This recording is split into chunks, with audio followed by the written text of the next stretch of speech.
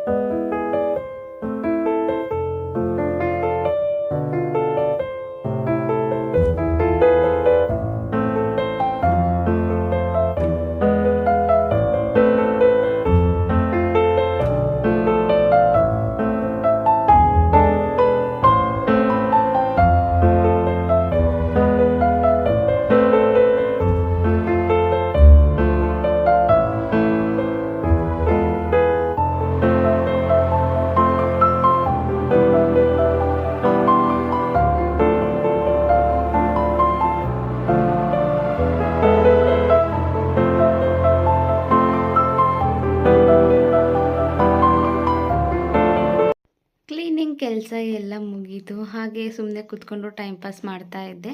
Kitchen shelf ಮೇಲೆ ಕೂರೋದು ಅಂದರೆ ನನಗೆ ತುಂಬ ಇಷ್ಟ. ಹಾಗಾಗಿ ನಾನು ಏನಾದರೂ ಫ್ರೂಟ್ಸ್ ತಿನ್ನಬೇಕು ಅಂದರೆ ಅಲ್ಲಿ ಕೂತ್ಕೊಂಡು ತಿಂತೀನಿ. ಈಗಲೂ ಸಹ ಫ್ರೂಟ್ಸ್ ಇತ್ತು, ಅದನ್ನು ಕಟ್ ಮಾಡಿಕೊಂಡು ಅಲ್ಲೇ ಕೂತ್ಕೊಂಡು ತಿಂತಾಯಿದ್ದೀನಿ. ಸೊ ಎಲ್ಲ ಕೆಲಸ ಮುಗ್ದಿದ್ದ ನಂತರ ಅದು ಇದು ಸ್ವಲ್ಪ ಟೈಮ್ ಸ್ಪೆಂಡ್ ಮಾಡಿಕೊಂಡು ಪಾಪು ಜೊತೆ ಎಲ್ಲ ಆಟ ಆಡಿಕೊಂಡು ಮಧ್ಯಾಹ್ನ ಬರೋದು ಸ್ವಲ್ಪ ಲೇಟಾಗಿತ್ತಲ್ವ, ಹಾಗಾಗಿ ನಮ್ಮ ಅತ್ತೆನೇ ಇವತ್ತು ಮಶಪ್ ಸಾಂಬಾರನ್ನ ಮಾಡಿಟ್ಟಿದ್ರು. ಸೊ ಸಾಂಬಾರು ಕೆಲಸ ಏನೂ ಇರಲಿಲ್ಲ. ಯಾವುದಾದ್ರೂ ಒಂದು ಡೆಸರ್ಟ್ನ ಮಾಡ್ಕೊಳ್ಳೋಣ ಅಂತ ಹೇಳಿ ಮನೆಯಲ್ಲಿ ಸ್ವೀಟ್ ಗೆಣಸಿತ್ತು. ಅದನ್ನು ಒಂದು 2-3 ಸಲ ಚೆನ್ನಾಗೇ ತೊಳ್ಕೊಂಡು ಜಸ್ಟ್ ಒಂದೇ ಒಂದು ವಿಷಲ್ನ ಕೂಗಿಸ್ಕೊಳ್ಬೇಕು. 2-3 ವಿಷಲ್ ಆದರೆ ಅದು ಅಲ್ಲೇ ಎಲ್ಲ ಪಾಯಸ ಥರ ಆಗಿ ಕರ್ಗೋಗ್ಬಿಡುತ್ತೆ. ಹಾಗಾಗಿ ಜಸ್ಟ್ ಒಂದು ವಿಷಲ್ನ ಮಾತ್ರ ನಾನು ಕೂಗಿಸ್ಕೊಳ್ತಾ ಇದ್ದೀನಿ. ಈಗ ಗೆಣಸು ಒಂದು ವಿಷಲ್ ಆಗಿದೆ, ಚೆನ್ನಾಗಿ ಬೆಂದಿರುತ್ತೆ ಒಂದು ವಿಷಲ್ಗೆನೇ. ನೋಡಿ, ಈಗ ನೀರನ್ನೆಲ್ಲ ನಾನು ಬಸ್ಕೊಳ್ಬಿಡ್ತೀನಿ. ಒಂದು 5 ನಿಮಿಷ ಅದನ್ನು ಒಂದು ಸ್ವಲ್ಪ ತಣ್ಣಗಾಗಿದ್ರೆ ಸಾಕು. ಅಲ್ಲಿವರೆಗೂ ಬಿಟ್ಕೊಂಡು ಇದನ್ನೆಲ್ಲ ಒಂದು ತಟ್ಟೆಗೆ ಶಿಫ್ಟ್ ಮಾಡಿಕೊಂಡು ಅದರ ಸಿಪ್ಪೆನೆಲ್ಲ ನೀಟಾಗಿ ಬಿಡಿಸ್ಕೊಳ್ತೀನಿ.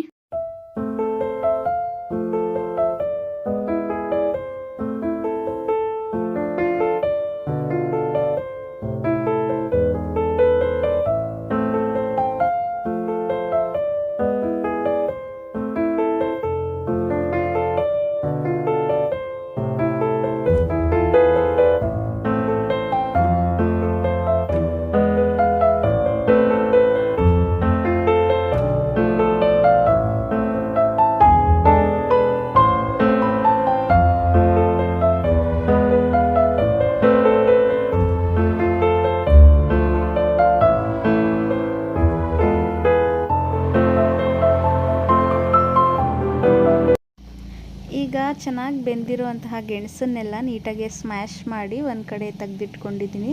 ಇದಕ್ಕೆ ಏನೇನೆಲ್ಲ ಇಂಗ್ರೀಡಿಯೆಂಟ್ಸ್ ಬೇಕೋ ಅದನ್ನೆಲ್ಲ ಫಸ್ಟಿಗೆ ಎತ್ತಿಟ್ಕೊಂಡು ಬಿಡೋಣ. ಈಗ 1 ಕಪ್ಪು ಹಾಲನ್ನು ತಗೊಂಡಿದ್ದೀನಿ. ಅದೇ ಅಳತೆಯಲ್ಲಿ 1 ಕಪ್ಪು ತೆಂಗಿನಕಾಯಿ ತುರಿನ ತಗೊಂಡಿದ್ದೀನಿ. ನಮಗೆ ಎಷ್ಟು ಬೇಕೋ ಅಷ್ಟು ತೆಂಗಿನಕಾಯಿ ತುರಿನ ಹಾಕ್ಕೊಳ್ಬೋದು. ನಂತರ ಇದ್ರ ಜೊತೆಗೆ 1 ಕಪ್ಪು ಬೆಲ್ಲನ ತಗೊಂಡಿದ್ದೀನಿ.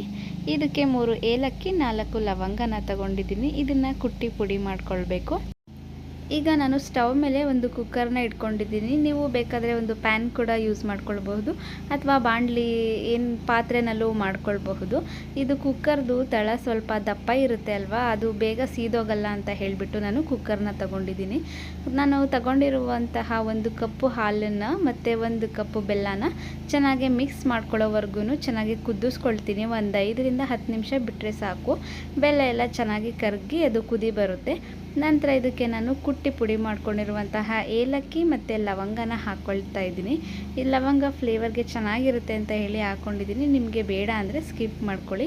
ಈಗ ಒಂದು 10 ನಿಮಿಷ ಇದನ್ನು ಮಿಕ್ಸ್ ಮಾಡ್ಕೊಳ್ತಾ ಬಿಟ್ಟರೆ ಅದು ಬೇಗ ಕುದಿ ಬಂದುಬಿಡುತ್ತೆ, ಬೆಲ್ಲ ಎಲ್ಲ ಕರಗಿಬಿಡುತ್ತೆ.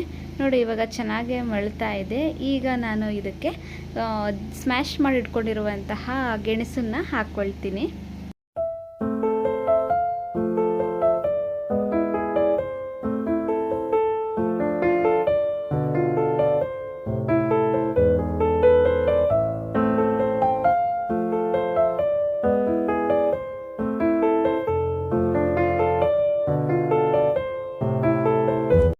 ಗೆಣಸನ್ನೆಲ್ಲ ಹಾಕ್ಕೊಂಡು ಅದ್ರ ಜೊತೆಗೇ ಕಾಯಿ ತುರಿನ ಹಾಕ್ಕೊಳ್ತಾ ಇದ್ದೀನಿ. ಹೀಗೆ ನಿಮ್ಗೆ ಇಷ್ಟ ಆಗಲ್ಲ ಅಂತ ಹೇಳಿದ್ರೆ ಕೊನೆಯದಾಗಿ ಸ್ಟವೆಲ್ಲ ಆಫ್ ಮಾಡಿದ್ಮೇಲೆ ಕಾಯಿ ತುರಿನ ಬೇಕಾದರೆ ನೀವು ಹಾಕ್ಕೊಂಡು ಮಿಕ್ಸ್ ಮಾಡ್ಕೊಳ್ಬಹುದು. ಈಗ ಇದನ್ನು ಒಲೆ ಮೇಲೆ ಹಾಗೆ ಒಂದು 5 ರಿಂದ 10 ನಿಮಿಷ ಈ ಥರ ಕೈ ಆಡ್ಕೊಂಡು ಚೆನ್ನಾಗಿ ಮಿಕ್ಸ್ ಮಾಡಿಕೊಂಡು ಒಂದು 10 ನಿಮಿಷ ಬಾಯ್ಲ್ ಮಾಡಿಕೊಂಡ್ರೆ ಸಾಕು. ನಮ್ಮದು ಸ್ವೀಟ್ ಡೆಸರ್ಟ್ ರೆಡಿ ಆಗುತ್ತೆ. ಕೊನೆಯದಾಗಿ ನಿಮಗೆ ತುಪ್ಪ ಇಷ್ಟ ಆಗುತ್ತೆ ಅನ್ನೋದಾಗಿದ್ದರೆ ತುಪ್ಪನೂ ಬೇಕಾದರೆ ಆ್ಯಡ್ ಮಾಡ್ಕೊಳ್ಬಹುದು, ಇಲ್ಲಾಂದರೆ ಸ್ಕಿಪ್ ಮಾಡ್ಕೊಳ್ಬಹುದು.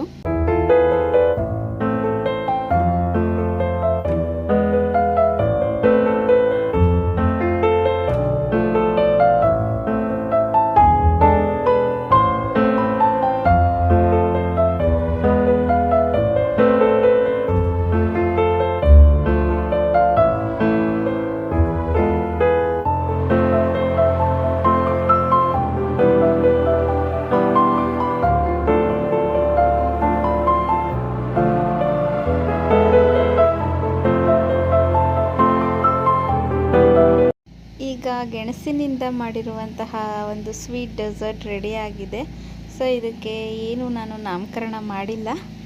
ನಿಮಗೆ ಯಾವುದಾದ್ರೂ ಒಂದು ಚೆನ್ನಾಗಿರೋ ನೇಮ್ ಸಿಕ್ಕಿದ್ರೆ ಇದಕ್ಕೆ ಇಡೋದಕ್ಕೆ ನನಗೆ ಕಮೆಂಟ್ ಮೂಲಕ ತಿಳಿಸಿ. ಇದನ್ನು ಹೀಗೆ ಬೇಕಾದರೂ ತಿನ್ನಬಹುದು, ಇಲ್ಲ ಅಂದರೆ ಇದಕ್ಕೆ ಒಂದು ಸ್ವಲ್ಪ ಹಾಲು ಮತ್ತು ತುಪ್ಪ ಹಾಕ್ಕೊಂಡು ತಿಂದರೆ ಟೇಸ್ಟ್ ಇನ್ನೂ ಚೆನ್ನಾಗಿರುತ್ತೆ. ಸೊ ಐ ಹೋಪ್ ಈ ವಿಡಿಯೋ ನಿಮಗೆ ಇಷ್ಟ ಆಗಿದೆ ಅಂತ ತಿಳ್ಕೊಂಡಿದ್ದೀನಿ. ಈ ಒಂದು ಸ್ವೀಟ್ ಡೆಸರ್ಟ್ ನಿಮಗೆ ಇಷ್ಟ ಆಗಿದರೆ ದಯವಿಟ್ಟು ನನ್ನ ಚಾನಲ್ನ ಸಬ್ಸ್ಕ್ರೈಬ್ ಮಾಡ್ಕೊಳ್ಳಿ, ಒಂದು ಲೈಕ್ ಕೊಡೋದನ್ನು ಮರಿಬೇಡಿ. ಹಾಗೆ ನಿಮ್ಮ ಫ್ರೆಂಡ್ಸ್ ಆ್ಯಂಡ್ ಫ್ಯಾಮಿಲಿ ಜೊತೆಗೆ ಕೂಡ ಶೇರ್ ಮಾಡಿ. Thank you all.